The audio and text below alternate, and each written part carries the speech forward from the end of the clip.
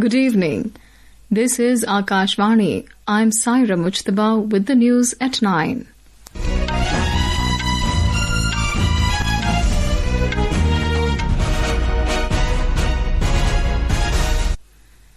The headlines. Election Commission releases final voter list with 7.42 crore names for Bihar Assembly Elections. India-EFTA agreement to come into force from tomorrow. Special ICAR team to be formed to address sugarcane cultivation challenges, says Agriculture Minister Shivraj Singh Chouhan. Maha Ashtami, 8th day of Durga Puja celebrations being celebrated with religious fervour. Prime Minister Narendra Modi celebrates the occasion at Kali Mandir in New Delhi. 10 people killed in a powerful car bomb blast in Pakistan's Quetta. India bags 2 gold at World Para Athletics Championships in New Delhi. And in ICC Women's ODI World Cup, India set a target of 270 runs before Sri Lanka in Guwahati. And now the news in detail. The Election Commission today published the final voters list for the Bihar Assembly Elections. According to the final list, 7.42 crore voters have been included in the list who will be able to exercise their franchise in the upcoming assembly elections. The assembly elections in the state will be conducted on the basis of this final electoral roll. After the conclusion of the Special Intensive Revision or SIR campaign, the draft voters list of 7.24 crore voters was released on 1st of August. After the publication of the final voters list in Bihar, the number of voters has increased by more than 21,53,000. According to the final electoral roll, the number of male voters is over 3 crore 92 lakh, while female voters stand at 3 crore 49 lakh. More than 1,700 third gender voters will also be able to cast their vote in the upcoming assembly elections. The most notable aspect is the increase in voters in the 18 to 19 age group. Their number has crossed 14 lakh, while 7.2 lakh Divyang voters will also exercise their franchise. Following the special intensive revision campaign, the draft electoral roll was published on 1st August this year, which included the names of 7 crore 24 lakh voters. About 65 lakh names that had been deleted were open to claims and objection till 1st September. During this period, along with the general public, political parties also had the opportunity to raise claims and objections. However, very few authorized booth-level agents of political parties turned up to challenge the deleted names. Dharmendra Kumar Rai, Akashvani News, Patna. India-European Free Trade Association (EFTA) Trade and Economic Partnership Agreement or TEPA will come into effect from tomorrow. The Ministry of Commerce and Industry in a statement said that the agreement was signed on the 10th of March last year in New Delhi. EFTA is an important regional group with several growing opportunities for enhancing international trade in goods and services. EFTA countries are Iceland, Liechtenstein, Norway, and Switzerland, and among them Switzerland is the largest trading partner of India, followed by Norway. More from our correspondent. The agreement focuses on market access related to goods, trade facilitation, investment promotion, market access on services, intellectual property rights, and trade and sustainable development. Under it, EFTA's market access covers 100% of non-agri products and tariff concession on processed agricultural products. The agreement also offers binding commitment of $100 billion investment in India in the next 15 years. It will also facilitate generation of 1 million direct jobs through such investment. The TEPA will empower India's exporters by providing access to specialized input and create conducive trade and investment environment. This would boost exports of Indian-made goods as well as provide opportunities for services sector to access more market. With Anand Kumar, Vishnu PS for Akashvani News, Delhi. According to the Ministry of Commerce and Industry, a dedicated EFTA desk has also been operational since February this year, which is a single window mechanism for investment facilitation to support EFTA businesses in investing, expanding, and establishing operations in India. The desk will also act as the primary channel for fostering continuous business-government dialogue, ensuring continuous engagement between India and EFTA partners. Union Minister for Agriculture and Rural Development Shivraj Singh Chouhan announced that a special team will be formed within the Indian Council of Agricultural Research or ICAR to address challenges related to sugarcane cultivation in the country. The minister was virtually addressing national consultation on sustainable sugarcane economy in New Delhi today. He also highlighted that this team will formulate sugarcane policy and research directions after taking suggestions from farmers, scientists, and industry stakeholders. Mr. Chouhan emphasized that the research will be focused on benefiting farmers and finding practical solutions for them. Union Minister for Science and Technology Jitendra Singh has said India's pharma exports are expected to cross $30 billion, rising from the current $27 billion by this year.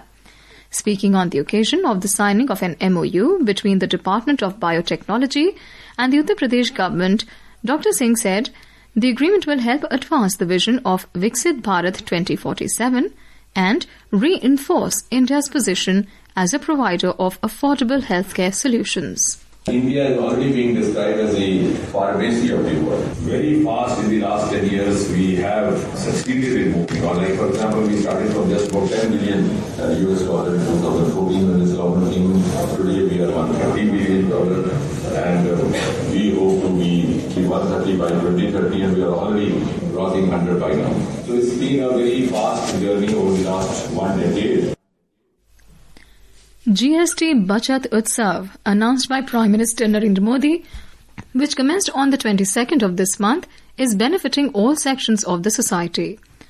The reforms are bringing substantial relief to citizens by reducing tax rate on various goods and services. Today, we are presenting a report on GST cut in electrical items. A report. In order to provide major relief to the consumers, the GST Council has reduced the tax rate on air conditioners and dishwashers from 28% to 18%. This important step will ease the financial strain on middle-class families by increasing the affordability for them. In addition, lowering the GST rate on dishwashers will make them more affordable for households, improving ease of living and driving adoption. Similarly, cut down of tax on television and non-TV monitors has been slashed to 18% from the previously taxed 28%. The move will directly boost demand for these appliances, helping domestic producers expand the market size. A shopkeeper has welcomed the government's step and said that people are getting benefited from new GST reforms.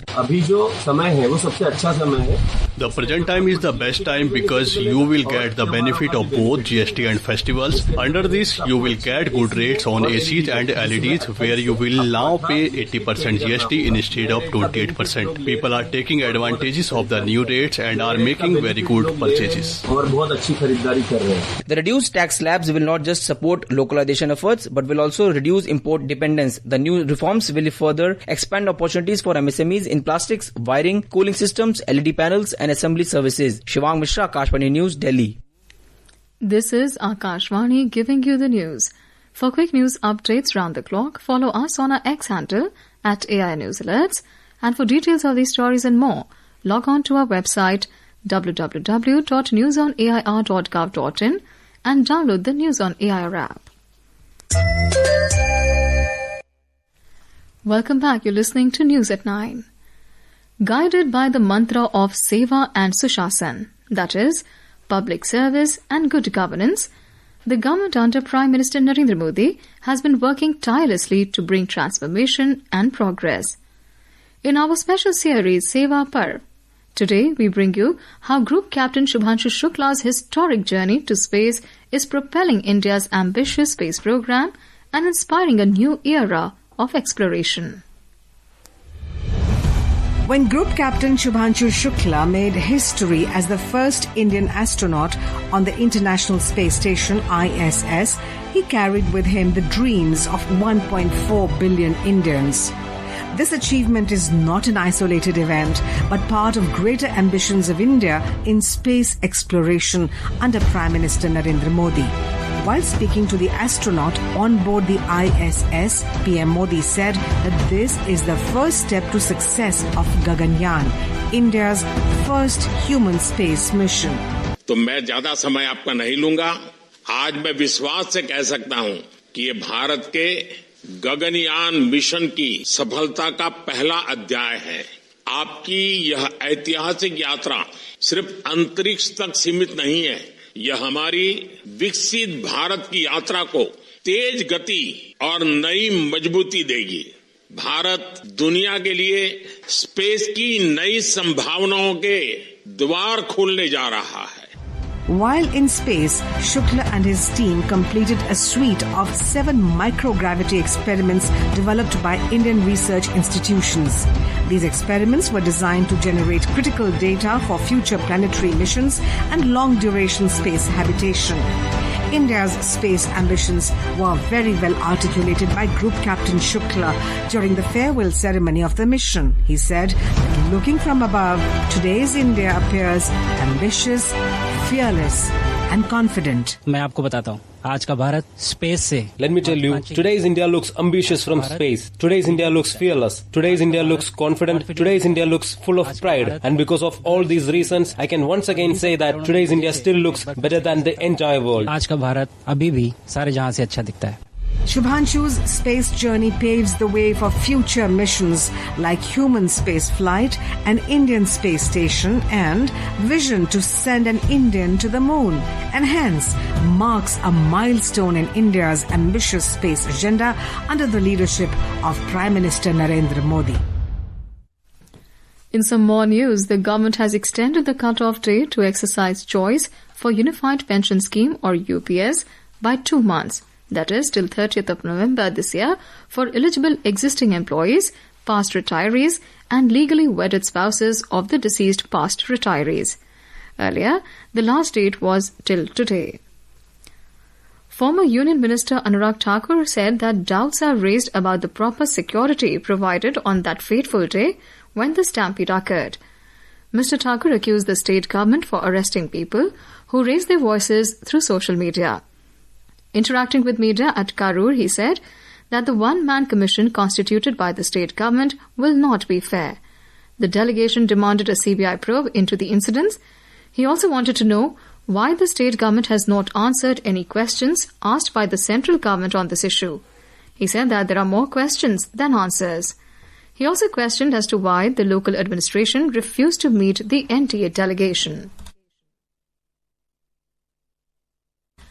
On Maha Ashtami, the 8th day of Navratri, devotees are celebrating the divine and graceful form of goddess Durga, known as Mahagauri.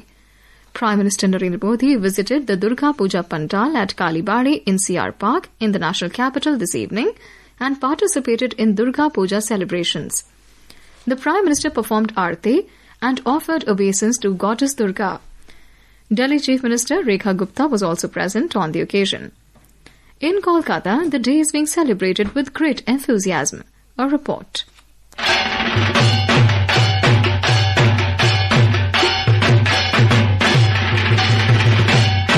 Today is Maha Ashtami of Durga Puja. Kumari Puja of Belur Math was the main attraction today.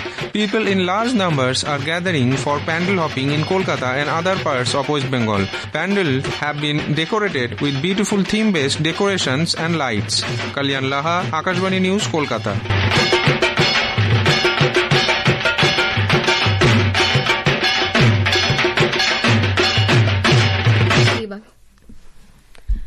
A powerful car bomb blast outside the headquarters of Pakistan's paramilitary frontier corps in Quetta has killed 10 people and wounded more than 30.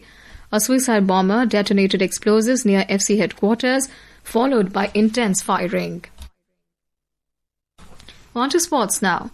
In World Para-Athletics Championships, India's star javelin thrower Sumit Antil won gold in the men's javelin throw F64 final, while Sandeep Sanjay Sargar won gold in the men's javelin throw F44 event.